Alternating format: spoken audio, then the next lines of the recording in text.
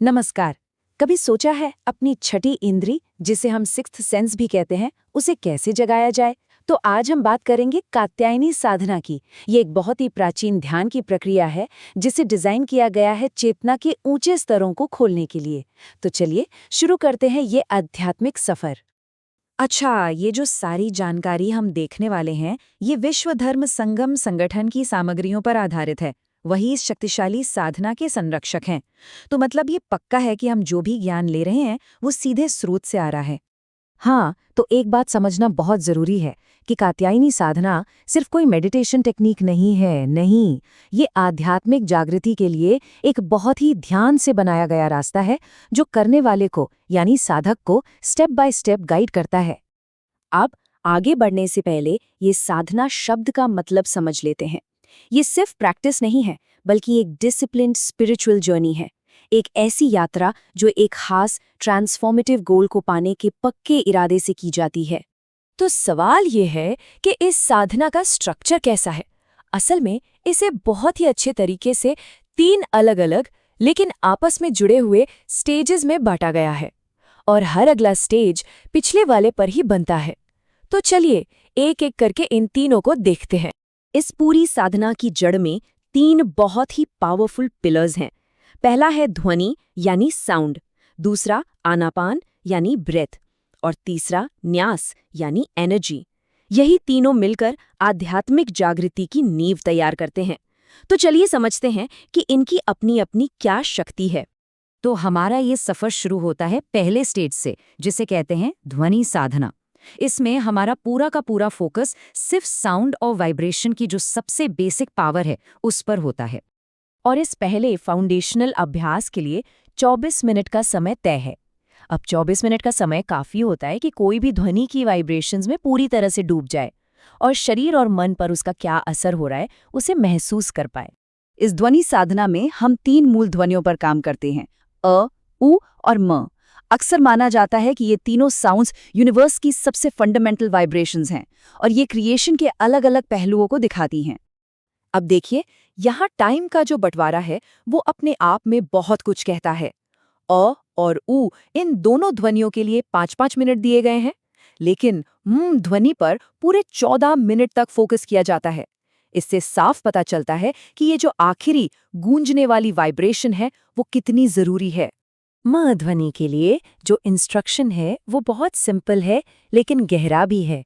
मुंह को बंद रखना है। ऐसा करने से क्या होता है? हमारा ध्यान बाहरी दुनिया से हट जाता है और हम अपने अंदर की हल्की गूंज और वाइब्रेशन को महसूस कर पाते हैं। तो एक बार जब शरीर साउंड के साथ ट्यून हो जाता है, तब हम आते हैं दूसरे स्टेज पर, आनापान यानी सांस लेने की कला। यहाँ हम अपना पूरा ध्यान जिंदगी के सबसे बेसिक काम यानी सांस लेने पर लगाते हैं। आनापान की जो टेक्निक है वो एक रिदमिक साइकिल जैसी है। पूरे ध्यान के साथ सांस को शरीर के बेस तक यानी मूलाधार तक नीचे खींचना है, उसे कुछ पल के लिए रोकना है और फिर उसे वापस ऊपर की ओर छोड़ना है।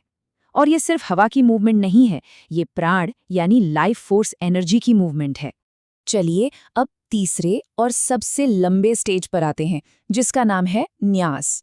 इसमें असल में शरीर के अंदर की जो एनर्जी है उसे महसूस करना होता है और इस आखिरी स्टेज के लिए पूरे 40 मिनट रखे गए हैं, जो इस साधना का सबसे लंबा हिस्सा है। और इतना ज़्यादा समय इसलिए है ताकि शरीर में जो एनर्जी के हल्के हल्के अनुभव हो रहे हैं उनके लिए गहरी सेंसिटिविटी डेवलप हो सके। तो आखिर न्यास का मकसद क्या है? देखिए, साउंड और सांस से शरीर को तैयार करने के बाद अब गोल ये है कि पूरे शरीर में जो एनर्जी का फ्लो है उसे सीधे सीधे महसूस किया जाए, एक डायरेक्ट कॉन्शियस एक्सपीरियंस के तौर पर। अच्छा, जब ये सारे बेसिक अभ्यास पूरे हो जाते हैं तो अब ध्यान बाहर से हटकर अंदर की तरफ जाता है, एक बहुत ही पावरफुल सेंटर पॉइंट पर।